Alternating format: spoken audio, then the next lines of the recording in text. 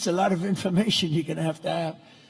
But, you know, they're the smartest people in the world. They're doing it, and they all think it's great. All I can do is make it easy for them. And what I've done, one of the things that I'm most proud of, because I thought of it like every, you know, country, our electricity production, our energy production is not, you know, it's not, nobody ever saw this kind of a revolution with the AI. And what they need more than anything is electricity. So if a country was able to do that, it would be, you know, pretty unusual. It would be very hard, maybe you could say impossible. So I came up with a concept when they build a massive plant, sometimes the size of Manhattan. Think of that. The size of Manhattan, these plants are the biggest. I've never seen anything like it, actually. Nobody has. There's never been anything like it. But I let them build their own electricity generating plants with it. So they're building their own electric. They're sort of becoming an electric producing company in addition to all of the other things that they produce, including information. And what they're able to do is start immediately. We're giving them very fast permits. We're no longer having them wait for 10 years, 12 years, 15 years prior to rejection. They'd go 15 years and then they'd get a vote, a rejection. And by that time, their concepts were old and obsolete anyway. So, you know, it's terrible. And we're getting it done rapidly, literally rapidly. And they're coming up with electric generating plants, the likes of which nobody has seen. The companies are standard companies that do electricity and create power companies. They've never seen anything like it because we have a level of genius, a level of people that are designing things that nobody's ever seen before that produces vast amounts of electricity for their plant. And if they have extra electricity, they sell it back into the grid. So they really, I mean, it's really been amazing. And it allows people to start building immediately. And they can't blame the government. They won't blame me because I didn't produce enough out of the grid that's 200 years old. So we have more people now working than at any time in the history of our country. And we've sort of just begun. It's hard to believe, actually, if you knew where we were 2 years ago. All of this is incredible news for Americans and for nations around the globe, and it is for South Korea because we're partners. We're serious partners. We're wedded, and we have a very special relationship, a special bond. In fact, we're working with you on shipbuilding, where you're going to come in. We were the #1 in the world during World War II. We produced a ship a day. Can you believe it? You know, tankers and freighters and this, but a ship a day.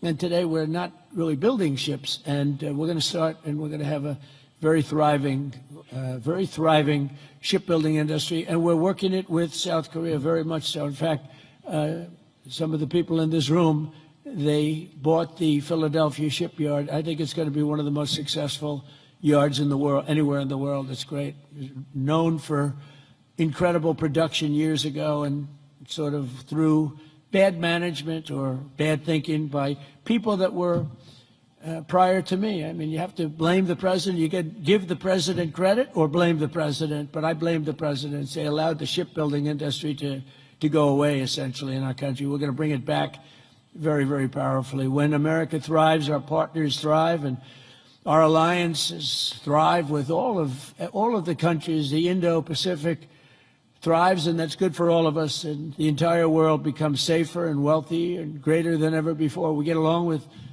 a lot of countries. We solved a lot of wars and a lot of problems, and that's all good for all of us. The extraordinary American turnaround that I've just described has been achieved not by just continuing business as usual back in Washington.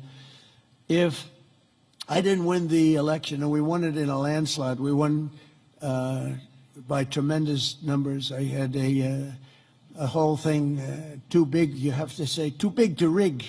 We didn't want any rigging. We had these great polls going in. I said, don't believe the polls. Pretend we're 1 point down. Always assume we're 1 point down. And everybody voted. We won in a landslide. We won all 7 swing states. You have to win the swing states. And we won all 7, which is something that rarely happens. But to win the popular vote by millions, we won everything you can win. The Electoral College by a tremendous amount.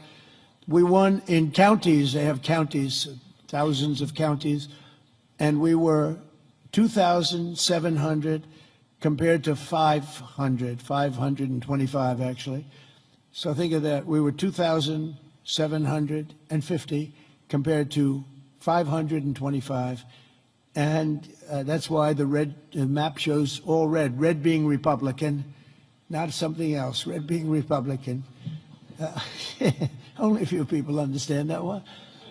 My administration has rejected the old model of incompetent government that punished success and rewarded failure and made building anything almost impossible. When you come into our country, and many of you are doing that, but when you come into America, you're going to get service like you've never seen before. Quick permits, and we want safety, we want great environmental, we want everything good, but it's going to go quickly. We're rewarding those who build and create and hire and invest in the USA, and we're making America the best place on earth to do business, and that's what it's become very quickly. We have some wonderful people. Lee Zeldin at Environmental, he's incredible. He gets the right result quickly, and he makes sure that people do the right thing. But we will have the best tax rates, the lowest energy costs. We have the lowest energy. We have tremendous amounts of energy, more than anybody else. We have the most oil and gas and coal, more than any other nation on earth. So that's a big advantage that we have over others. We have the lowest regulatory burden. In my first term, we cut more regulations than any other administration in history, and we're going to do about the same level right now or more if we can. The most advanced technology and the fairest trade deals anywhere in the world. And for decades before I took office, our country was run by legions of bureaucrats who were always looking for a reason to say no. Why? How can we say no? They wanted to say no. They thought that was their job, and it's really just the opposite. We work to say yes. So now we have a president in the White House who cuts through the red tape and excuses. We don't stand for excuses, and says yes to big ideas and bold initiatives and grand ambitions so that America can have great industries, great dreams, and to be the greatest nation on earth, which is where we are now, actually, in a very short period of time. We're rebuilding things that are incredible. We have the strongest military in the world. We have the best equipment. We have the best manufacturers of equipment. And South Korea is buying a lot of our weapons. We make the best. We have the planes and just about everything other than ships. So we'll be there very shortly with ships, too. But the only reason it's not ships, because, I don't know, for some reason they stopped doing that.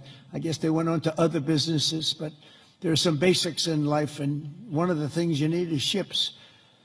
I always say you need steel, you need aluminum, you need this. There are things you don't need. A lot of things that a country doesn't need them, but things you need steel.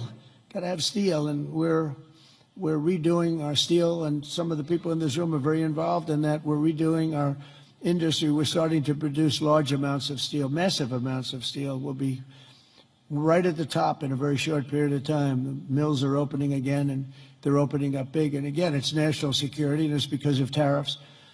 We're reclaiming our heritage as a nation of builders and doers, and we're pioneers in a sense, but we're really doing it again, but we're doing it even better than we did the first time, which is the first couple of 100 years.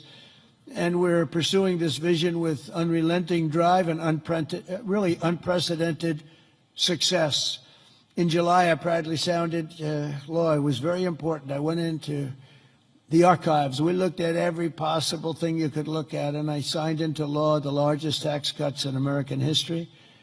And as you remember, in my first term, we cut taxes from 39% down to 21%.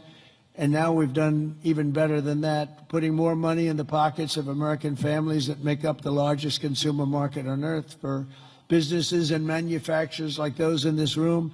Our tax law includes 100% expensing for all new factories, plants, and equipment. So that means you can write everything off in the first year. So that's like we had in the first, except this goes for a period of 10 years, whereas the other was over a much shorter period of time. And I actually think that we had such tremendous success. I always said that was the single most important thing, the expensing, the one-year expensing. Upon taking office, I signed executive orders that require that for every one new regulation, 10 old regulations have to be eliminated. I did that in the first term, too, and it worked. So if you want a new regulation, you have to get rid of 10, and already we're exceeding that limit, reaching closer to 30 to 1. Our people have done that, our great secretaries and other people in the administration. So we've been actually at a level where we sign in a new regulation, they get rid of 30 old. We're sort of cleaning up the books. because many of these regulations are obsolete. They don't belong. And some were so horrible, they were obsolete, but they really stopped projects from being built, and we're getting rid of all of them. We've pretty much done that. We have streamlined permitting for all new energy and mining projects. It used to take decades for an administration to get something approved, and now it's a process that will take, generally speaking, less than 28 days. In addition, across government, we're guaranteeing a rapid and expedited regulatory review for all new projects in the United States, and that's worth billions and billions of dollars to industry. You spent more money on trying to get something approved than you do in building the plant itself. You know, in Louisiana, my first term, there were 2 plants, and one was financed by a tremendous group of Japanese investors, and it was about $16 billion, LNG plants. Another one was financed by people from South Korea and others. LNG, both have a massive LNG. They were in the review process. One was 15 years, one was 16 or 17 years, and they were then told, forget it, we're not going to get it approved. So I came into government, I heard about it, and I love Louisiana. We did very well there. We did well in just about all the states, but we did really well.